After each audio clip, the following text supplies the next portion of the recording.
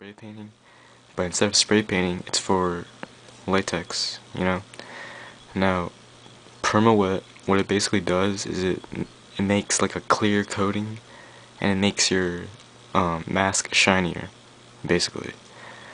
So, especially if you guys are making blood, make sure you guys add this to your concoction, and it will make it shiny, you know. Or what you guys can do is paint a whole entire latex mask and then use this stuff and cover over it, you know. So either one will work. So once again, this is, as you can see, it's white, you know. If you mix this into like a concoction, it's not gonna affect it in any way, you know. It acts like it's water, you know, so it's not gonna affect the color. So this is perma-wet, so make sure you guys use this if you want to make your paint look shinier, you know, all that stuff. Now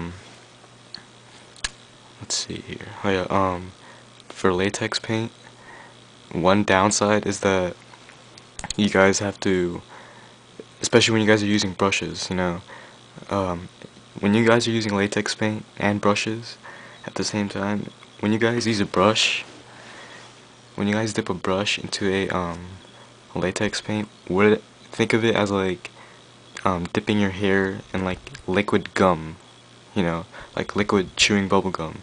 What that actually does is that it sticks to the hair on the brush itself, and once that dries, you just ruined your brush, you know. Now there's a lot of ways to avoid this, but over time, you know, your brushes will still get ruined, but you know, this is how I do it. When you're dipping a paintbrush into a latex container with paint, kind of like that, once you dip it in and then paint it, don't just dip it back there again, you know. Dip it into some cold water, rinse it, then do it again, you know. That's how it goes. Now, a lot of you guys might forget to do that, and as a result, it will ruin your brushes, you know. So make sure you guys get in the habit of dipping your brush before actually painting the mask itself, you know. So you guys can get rid of the latex on the brush.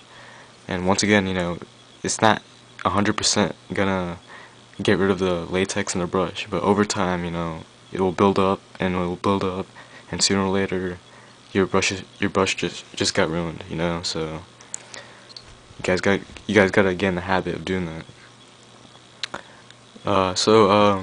If you guys are wondering how to make latex colored blood, what you basically need is some red latex colorants,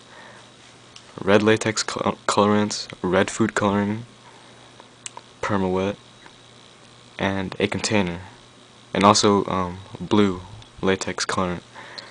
Now what you guys basically need to do, like as I said before, you know, latex dries darker when it's dry, so you're just basically gonna mix red latex colorant and pour a tiny amount of blue in it, mix it up, and add some perma-wet if you want to make it shiny once it's dry, and then add a couple of drops of red food coloring. And what that actually does is that it pigments it to the point that it actually looks like blood, you know. So yeah, that's basically how you make latex paint that looks like blood. This is actually my how to make a latex mask instructions on YouTube. So yeah. So there's actually some different types of techniques that I use in latex painting and also silicone painting, but I'll get to those techniques later while I'm actually painting the actual mask. So yeah, that's the basics of latex painting. Now we're gonna move on to silicone painting. Okay, now as I explained it before, we're on main set number 5, which is painting. Now I just explained how to use, or the basics of latex paint, and now I'm gonna tell you guys the basics of silicone painting. Now, one thing I would like to let you guys know is that a lot of people refer to silicone, coloring the silicone mask, painting. Well, I'll tell you guys now. You're not actually painting the mask itself. What you're basically doing is that you're adding a thin layer of colored silicone on the mask itself. So you're not actually painting it. You're just adding more colored silicone layers in it to make it look like it's painted, but it's not. So don't refer to silicone painting to painting. Just refer to pigmenting.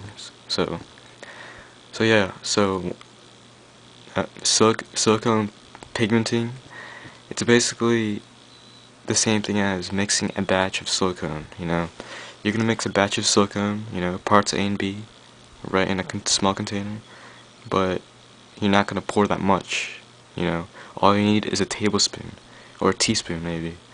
So once you have that done, what you guys need to do is take one of these silicone pigments, take a popsicle stick, take like one scoop, and then mix it in to the silicone mixture. So that's pretty much it. But once again, so these things cost like what, $17, and smoothon.com. So this stuff is pretty much expensive. Let's see. Oh yeah. Basically, when you're pigmenting a silicone mask, once the actual pigment is dried, it will actually look like it's shiny and wet, even though it's not. Like, for example, this right here, this is actually dried brown silicone that's pigmented brown. So as you can see, it looks a bit wet, but when I touch it, it's not wet.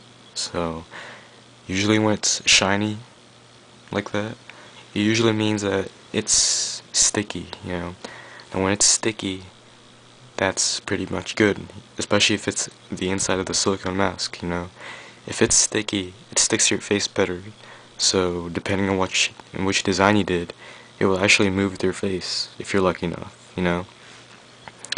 So that's silicone. Now, one thing about pigmenting that I figured out early on, if, like, for example, like blood colored pigment, I actually noticed that the higher the volume, and what I mean by higher the volume, what I mean by that is basically the more silicone you guys put in your container, the more it actually tints the color of the pigment itself once you add it in. And what I mean by that is basically, if I have this full with silicone and I added some of the red, or not the red, the blood colored silicone in, like maybe 2 or 3 drops, it's not gonna turn into red. You know what's gonna you know what color it is gonna turn into? It's gonna turn into like a pinkish flesh kind of color. And the reason why is because you have a high volume of silicone. Now, if you guys really want to make it red, as in blood red, you guys will have to decrease that volume. Like for example, since you're pigmenting, all you really need is like one or 2 tablespoons of silicone. You're gonna pour that in here. Add 2 or 3 drops of red, and there you go. That's the red that you want. So you guys should also remember that. So the more pigment, like for example, like right here, when I was making the cast of this, I added like 3 scoops of brown, and look what it is. It's not brown, it's light brown. So you guys gotta remember that. So basically, when I use silicone pigments, I'll be honest with you guys, I don't use paintbrushes, because once again, you're painting with something that's like liquid rubber. Why would you use a paintbrush? Unless it's disposable, but still. Usually what I use for painting or pigmenting with